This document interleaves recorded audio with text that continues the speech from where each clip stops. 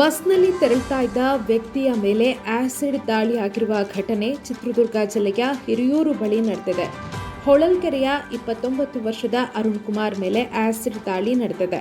ಇನ್ನು ಅರುಣ್ ಕುಮಾರ್ ಬೆಂಗಳೂರಿನ ಖಾಸಗಿ ಬ್ಯಾಂಕ್ ಒಂದರಲ್ಲಿ ಮ್ಯಾನೇಜರ್ ಆಗಿ ಕೆಲಸವನ್ನ ನಿರ್ವಹಿಸ್ತಾ ಇದ್ರು. ಚಿತ್ರದುರ್ಗದಿಂದ ರಾಜಹಂಸ ಬಸ್ನಲ್ಲಿ ಅವರು ಬೆಂಗಳೂರಿಗೆ ತೆರಳುತ್ತಾ ಇದ್ರು. ಹಿರಿಯೂರು ಬಳಿ ಖಾಸಗಿ ಡಾಬಾದ ಸಮೀಪ ಬಸ್ ಅನ್ನು ನಿಲ್ಲಿಸಲಾಗಿತ್ತು. ಈ ವೇಳೆ ವಾಶ್ರೂಮ್ಗೆ ಅಂತ ಅರುಣ್ ಕುಮಾರ್ ಹೋಗಿದ್ದಾರೆ. ವಾಶ್ರೂಮ್ಗೆ ಹೋಗಿ ವಾಪಸ್ ಬಸ್ ಏರೋದಕ್ಕೆ ಬಂದಾಗ ಆಸಿಡ್ ದಾಳಿ ಮಾಡಿದ್ದಾರೆ ಇಬ್ಬರು ದುಷ್ಕರ್ಮಿಗಳು. ಆಸಿಡ್ ಎರಚಿ ದುಷ್ಕರ್ಮಿಗಳು ಪರಾರಿಯಾಗಿದ್ದಾರೆ.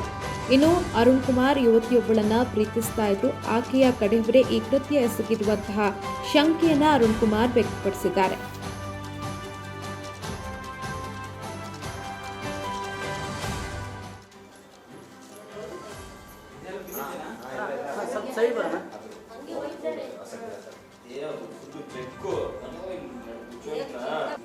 ಸರಿ ಮಾಡ್ಕೊಂತ ಬಂದ ಫೋಟೋ ಸರಿ ಮಾಡ್ಕೊಂತ ಯಾರೋ ಓಡ್ ಬಂದಂಗೆ ಆಯ್ತು ಅಂತ ತಿಳ್ತಿದ್ದೀನಿ. ಉಗ್ಗೇ ಬಿಟ್ಟ ಯಾರಂತ ಗೊತ್ತಾಗ ಅದ್ರಲ್ಲೂ ಉಗ್ಗಿದ್ದ ಇಬ್ರು. ಒಬ್ಬ ಬೈಕಲ್ಲಿ ಓಡಿಸಿದ್ರೆ ಇಬ್ರು ಬಟ್ಟೆ ಕಟ್ಕೊಂಡು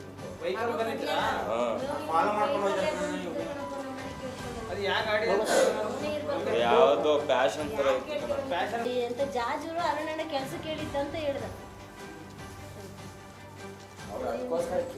ನೀನು ಹೋಗಿ ಒಂದು ಗಂಟೆ ಇವತ್ತು ನನಗೆ ಫೋನ್ ಮಾಡ್ಬೇಕಾನೆ ನೀನು.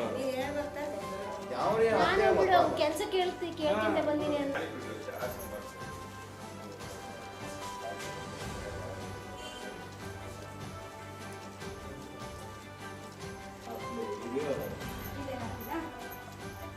ಚೀಟಿ